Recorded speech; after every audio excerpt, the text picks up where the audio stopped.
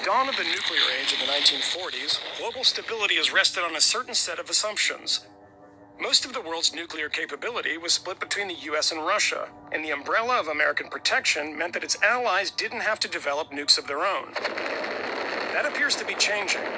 President Trump has famously been less hawkish about standing up to Russia.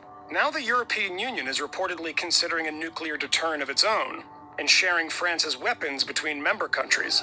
The situation in Asia is even more unsettled. North Korea is fanatically pursuing its own arsenal of nuclear-tipped ballistic missiles. On Monday, it test-launched 4 of the rockets into the ocean, just 200 miles shy of Japan. And the American president has unconventional ideas about how Japan should prepare. North Korea has nukes. Japan has a problem with that. I mean, they have a big problem with it. Maybe they would, in fact, be better off if they defend themselves from North Korea. Maybe we would be better off, including with nukes, yes. All of this has experts worried about an era of renewed nuclear threat, from jittery states and rogue actors who might seize on the instability. Among those sounding the alarm is William Perry, who served as Secretary of Defense under President Clinton.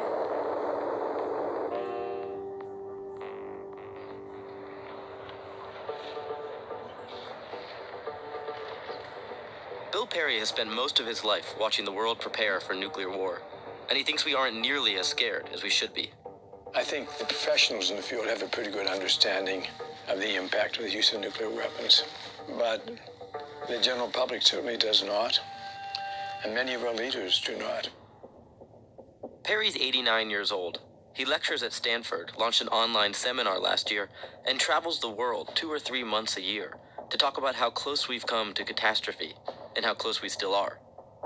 He often talks about his nightmare scenario, where a small amount of enriched uranium ends up in the hands of a terrorist group.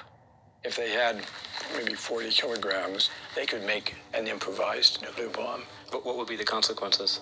The consequences of a 15-kiloton bomb would be Hiroshima. And besides the 80,000, 100,000 casualties, the social, the political, and the economic consequences are just really hard to believe. How realistic is this, though? Isn't this just some sci-fi fantasy fear? I think of all of the nuclear catastrophes that could happen, this is the most probable. I would say it's probably an even chance this will happen sometime in the next 10 years. An even chance? Even chance. Sometime in the next 10 years. You may desperately want to dismiss Perry as an alarmist, but he's a renowned expert, often called upon by world leaders. I met him in Mexico City, where he was attending the celebration of a 50-year-old nuclear ban treaty and running a closed-door planning meeting for top nuclear proliferation experts from around the world. He said the next 10 years. Okay? America is not going to be prolonged. You know what I'm saying? Salakia. All praises glory due to Yahweh Bashem, Yahweh Shabbat Hashem, Rahava Kakwadash. Double honors to the apostles and elders, a great millstone. Okay? Honors to you brothers pushing his word and sincerity and truth throughout the four corners of the earth. Okay? I'm the brothers of Hagabar. Let's get into the video. Known as the Group of Eminent Persons. They made us turn off the camera. The truth is, the chance of a nuclear war is not what it once was.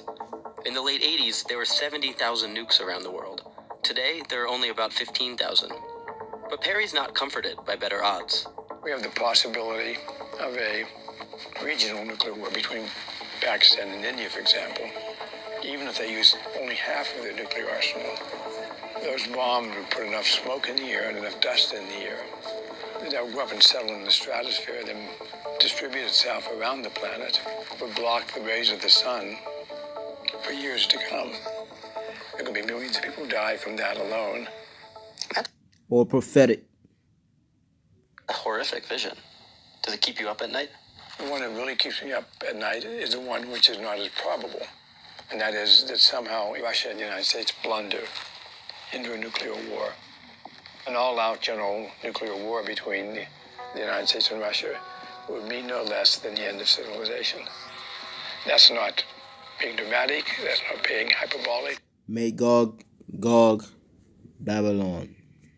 Daughter of Babylon. That's just what would happen. Today, Russia and the US have 90% of the world's remaining nukes, many of them old and prone to error and false alarm. And they're in the hands of leaders who Perry sees as having cavalier attitudes about their potential. Are there things you see with President Trump that concern you? Yes, I think, unlike President Obama, he doesn't have a clear understanding of what the nuclear issues are and what the nuclear dangers are. Secondly, I think he's demonstrated an impulsive temperament. The first of them is solvable. We can learn more if he cares to do it. The temperament issue, I'm afraid, is just there. And that's why, at the age of almost 90, you're here in Mexico City and not on a golf course. Exactly right.